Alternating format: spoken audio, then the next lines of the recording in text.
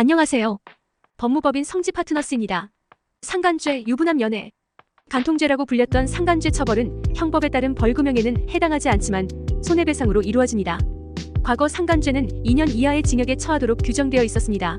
그러나 2015년 2월 26일 헌법재판소의 위헌 결정 이후부터 형사처벌은 이루어지지 않습니다. 다만 연애한 유부남의 상대 배우자가 민사상 손해배상을 청구할 수 있습니다. 결국 현재 상간죄는 소송을 통하여 손해배상이 이루어지는 상황입니다. 손해배상액은 통상적으로 3천만 원에까지 이를 수 있어 상간죄 처벌이 불가능한 일만은 아닌데요. 일부 원고는 상간자의 가정집, 직장 등에 고소장을 보내기도 해 보복적 처벌을 가하기도 합니다. 이때 피고는 원고에게 별도의 민형사상 책임을 물을 수 있는데요.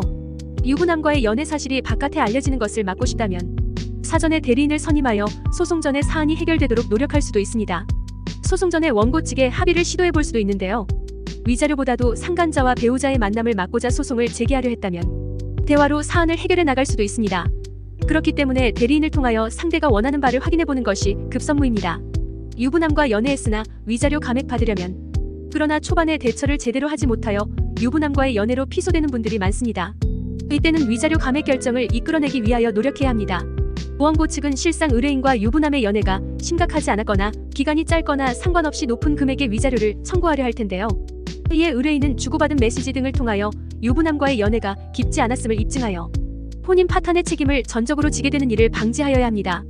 실제로 상간죄로 소송에 휘말리는 많은 의뢰인분들의 사례를 보면 유부남과 깊은 관계에 있는 경우는 많지 않았는데요.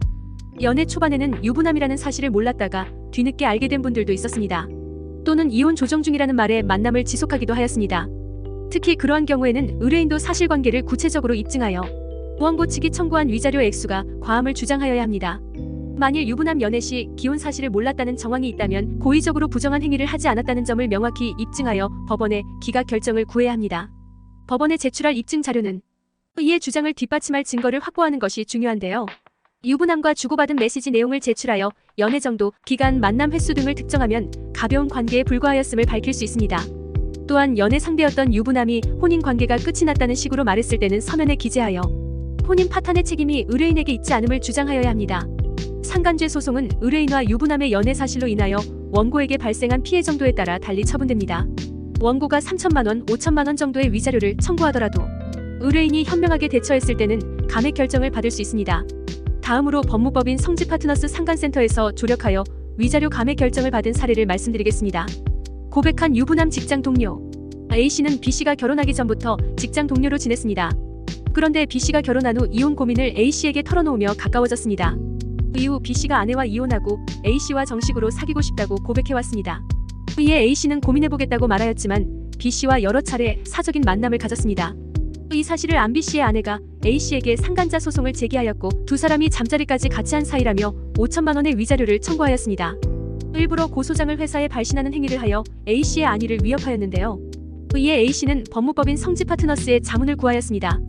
A씨가 유부남과 적극적으로 연애를 한 것은 아니지만 기혼 사실을 인지하였음에도 만남을 지속하였다는 점이 우려되었습니다. 또한 소장 내용을 보면 B씨는 아내와 혼인관계를 유지하는 방향으로 노력하는 상황에서 A씨와 만남을 가졌습니다. 이에 대리인은 우선적으로 원고 측 소송 대리인에게 명예훼손으로 고소할 수 있다는 위험을 고지하여 A씨의 사정이 외부에 노출되는 것을 방지하였습니다. 그리고 서면을 통하여 A씨와 B씨의 관계, B씨가 A씨를 속여온 사정 등을 구체적으로 밝혀 원고의 청구가 이유 없음을 밝혔습니다.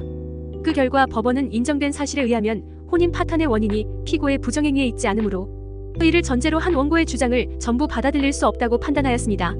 그리고 피고가 원고에게 1천만 원을 지급하라고 판결하였습니다.